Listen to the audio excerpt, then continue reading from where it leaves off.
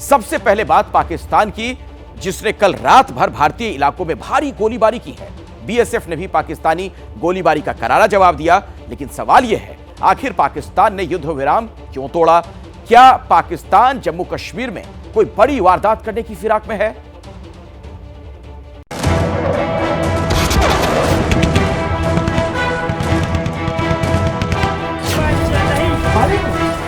इस गांव को किस तरह से निशाना बनाकर फायरिंग की गई? जैसे फायरिंग हुई है तो हमने शेल्टर ले लिया आगे।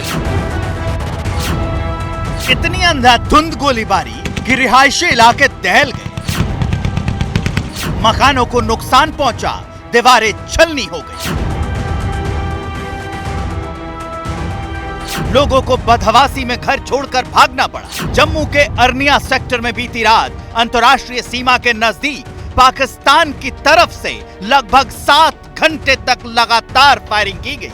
पाकिस्तानी रेंजर्स ने रात 8 बजे से तड़के 3 बजे तक अंधाधुंध गोलीबारी करके भारतीय पोस्ट और रिहायशी इलाकों को टारगेट किया। पाकिस्तान ने इस हमले में मोर्टार और भारी मशीन गनों का इस्तेमाल किया। इसमें बीएसएफ का एक कांस्टेबल और एक लोकल महिला घायल हो गई। एक बार फिर पाकिस्तान अपनी नापाक हरकतों पर उतर आया है और देर शाम इस गांव को किस तरह से निशाना बनाकर फायरिंग की गई, तस्वीरें उसका सबूत है। यहाँ पर ये शेल गिरा है, उसके साथ ही ये एक छोटी सी किचन है, रसोई घर है और शेल लगने के बाद दरवाजे का क्या हश्र हुआ है ये आप देख सकते हैं। दरवाजे का एक हिस्सा जो है वो पूरी तरह से उसके परखच्चे उड़ गए हैं और अंदर किचन का क्या हाल है आप देख सकते हैं। हाँ, इस तरफ फ्रिज रखा हुआ था, फ्रिज का क्या हाल है। यहाँ जो बाकी सामान है, यहाँ बिल्कुल सारा सामान जो है, पूरा किचन ही अगर हम कहें तबाह हो गया है। रात को जिस वक्त गोलीबारी शुरू हुई उस वक्त ज्यादातर लोग अपने अपने काम में मशगूल थे, बाजार में रौनक थी। तभी पाकिस्तान की तरफ से गोलीबारी की गूंज सुनाई दी और अफरा तफरी मच गई। फौरन दुकानों के शटर डाउन हुए। लोग जिस हालत में थे वैसे ही हालत में अपनी जान बचाकर सुरक्षित ठिकानों की ओर भागे।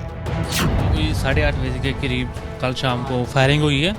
तो अचानक जो पहला मोटार है जहाँ के हमारे मकान पे गिरा है, तो तब फैमिली और सारी अंदर ही थी, जिससे कैजुअलिटी नहीं हुई है। पाकिस्तान की ओर से दागे गए गोलों से न सिर्फ बीएसएफ की पोस्ट और रिहायशी इलाकों को निशाना बनाया गया, बल्कि मोर्टार के शेल खेतों में भी गिरे, जिससे लोकल लोगों की खड़ी फसलों को नुकसान हुआ। पाकिस्तान ने सियालकोट सेक्टर से जम्मू के अर्निया सेक्टर को निशाना बनाया और यहाँ पर न केवल रिहायशी इलाकों बल्कि खेतों में भी गोले दागे। उस समय इन खेतों में कोई चहलकदमी नहीं थी, कोई लोग नहीं थे, वरना एक बड़ा हादसा हो सकता था।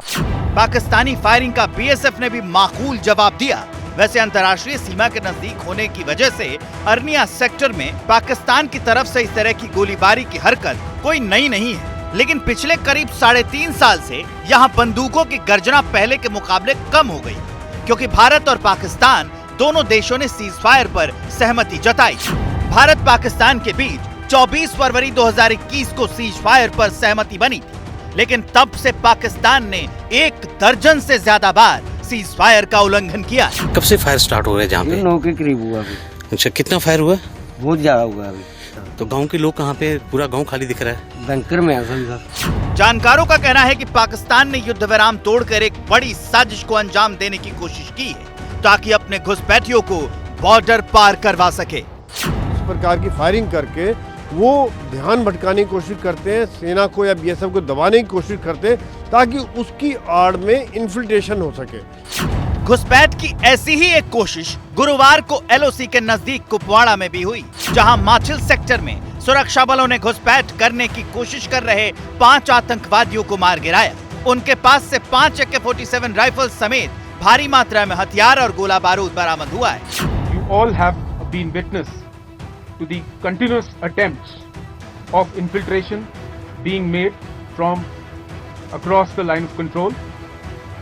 In the last 8 months, we've had 10 such attempts in our divisional area of responsibility, which have resulted in elimination of 27 terrorists and recovery of large quantity of warlike stores. असल में सीज फायर का उल्लंघन करने के पीछे है पाकिस्तान का एक बड़ा प्लान। एलओसी के नजदीक टेरर ट्रेनिंग कैंपों से उसके पास आतंकवादियों की नई खेप है। पाकिस्तान ने अपने टेरर लॉन्चिंग पैड में घुसपैठियों के जत्थे तैयार किए हैं। पाकिस्तान कश्मीर में बर्फबारी से पहले ज्यादा से ज्यादा आतंकवादियों की घुसपैठ कराने के फिराक में है। इस समय पाकिस्तान की इकोनॉमिक हालत जो है बहुत ही खस्ता है। उसके बाद असला खरीदने के लिए पैसा नहीं है, फौज की मॉडर्नाइजेशन के लिए पैसा नहीं है। यहाँ सीजफायर वायलेशन हो रही है या टेररिस्ट इन्फिल्ट्रेटेड आ रहे हैं, एज पर दोनों ही अभियान पाकिस्तान आर्मी करा रही है और ISI करा रही है। यानी पाकिस्तान अपने हरकतों से बाज नहीं आने वाला। पाकिस्तान के खुद के अंदरूनी हालात भले ही बदतर हो गए हैं, लेकिन अब वो भी जम्मू कश्मीर में आतंकी वारदात करने और अशांति फैलाने की साजिशों में लगा है। पता नहीं उसे LOC पर 2016 की भारत की सर्जिकल स्ट्राइक और 2019 में बालाकोट की एयर स्ट्राइक वाला सबक याद है या नहीं। जम्मू के अर्निया सेक्टर में अजय बाचलू के साथ ब्यूरो रिपोर्ट, ABP न्यूज।